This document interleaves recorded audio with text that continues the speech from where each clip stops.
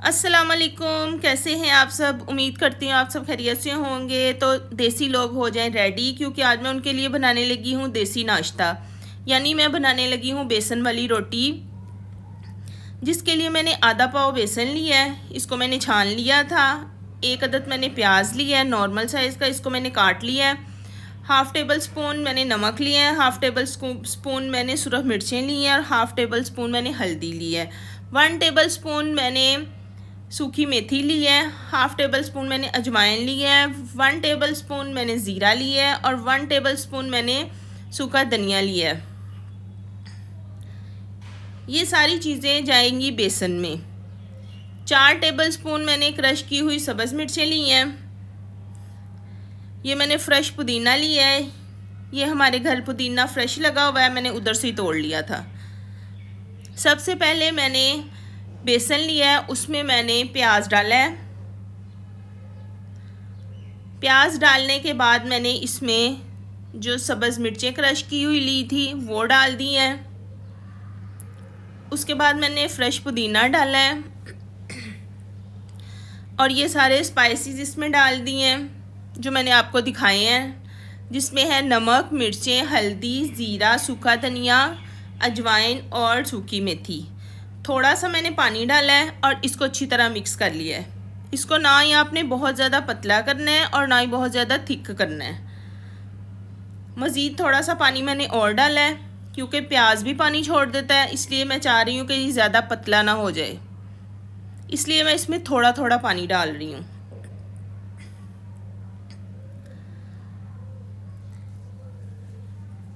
बेहतर टेस्ट के लिए मैंने इसमें 2 टेबल स्पून लहसुन अदरक का पेस्ट डाला है।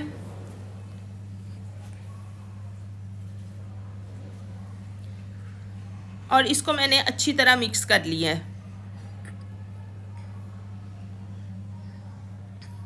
मिक्स करने के बाद बेसन रेडी हो गया है। सबसे पहले मैं तवे पे रोटी डालूंगी और चम्मच के साथ मैंने इसके ऊपर बेसन डालना है।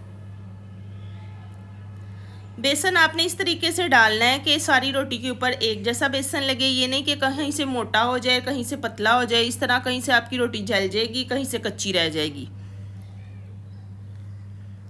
इसलिए जो बेसन का लेप करना है आपने रोटी के ऊपर एक जैसा हो। आंच आपने नॉर्मल रखनी है, बहुत ज़्यादा तेज़ नहीं करनी, वरना रोटी जल जाएगी और ऊपर से बेसन कच्चा रह जाएगा। अब इसमें मैंने 2 टेबल स्पून डालडा घी डाला है। ये आपको नज़र आ रहा है, डालडा घी मैंने ऊपर डाल दिया। अब मैंने इसको पलट देना है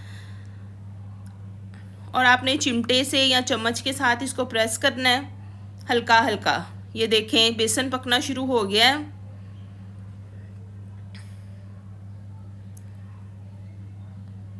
ये देखें बेसन पक गया है और हमारी रोटी तैयार हो गई है। अब मैंने रोटी को पलट दिया है कि दूसरी साइड से अगर ये रोटी कच्ची है तो वो भी पक जाए।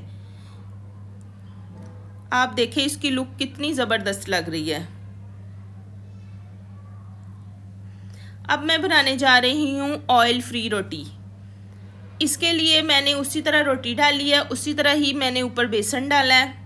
बेसन डाल के ऊपर लेप कर दिया, लेकिन इसके ऊपर मैं कोई ऑयल, कोई घी कुछ नहीं डालूँगी। ये जो लोग डाइटिंग करते हैं या कोलेस्ट्रॉल के मरीज़ हैं, ये उनके लिए है। जिनको डॉक्टर्स ऑयल बंद कर देते हैं या शुगर के मरीज़ हैं, इनके लिए है ये। इसमें मैंने ऑयल बिल्कुल नहीं डालना। जैसे ही रोटी को सेक लगा मैंने इसको पलट दिया है। अब मैंने इसको चम्मच के साथ प्रेस किया है ताकि ये बेसन पकना शुरू हो जाए।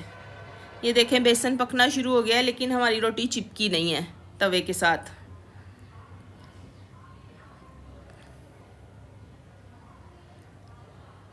ये देखें अब मैं रुमाल के साथ रोटी को अच्छी तरह प्रेस कर रही हूँ ताकि जहाँ से कच्चा है बेसन अच्छी तरह पक जाए। मेरी आज की रेसिपी आपको बहुत पसंद आएगी इंशाल्लाह, और आप इसको ज़रूर ट्राई कीजिएगा। अगर आप चाहें तो इसके ऊपर देसी घी के 2 चम्मच डाल सकती हैं ताकि ये रोटी नरम हो जाए, क्योंकि हमारे बड़े हैं जो उनके दांतों का मसला होता है, किसी का वो चबा नहीं सकते, तो आप 1 टेबलस्पून या 2 टेबलस्पून देसी घी डाल सकते हैं। अब मैं बनाने जा रही हूँ बेसन का चीला, जिसके लिए मैंने नॉन स्टिक पैन लिया है। इसमें मैंने 1 टेबलस्पून देसी घी डाला है। इसमें भी ज़्यादा ऑयल नहीं डालना या घी नहीं डालना आपने। और ये जो मैंने बेसन बनाया था ये मैंने इसमें डाल के रोटी की शक्ल में बना दिया है। मेरी मदर इन लॉ जो है वो शुगर पेशेंट है, मैं उनके लिए ऐसा चीला अक्सर बना देती हूँ, क्योंकि बेसन आपको पता है शुगर के मरीज़ों के लिए बहुत अच्छा होता है। या जो लोग गंदम का आटा अवॉइड करते हैं उनके लिए बेहतरीन है। इसको भी मैंने अच्छी तरह प्रेस कर दिया है ताकि ये अच्छी तरह पक जाए। ये देखें, ये बेसन का चीला भी रेडी हो गया है। देखने में ये बहुत खूबसूरत लग रहा है। साथ मैंने पुदीने की चटनी बनाई है। फ्रेश पुदीना मैंने लिया था, उसकी मैंने साथ चटनी बनाई है। अगर आप चटनी के साथ खाना चाहें उसके साथ खा लें। अगर आप केचप के साथ खाना चाहें तो आप केचप के साथ भी खा सकते हैं। और हाँ, इसके साथ लस्सी ज़रूर बनाइएगा, उससे इसका मज़ा दुबाला हो जाएगा। अपना बहुत सारा ख्याल रखिएगा, मुझे दुआओं में याद रखिए और मेरी रेसिपी को फॉलो करें। अल्लाह हाफिज़।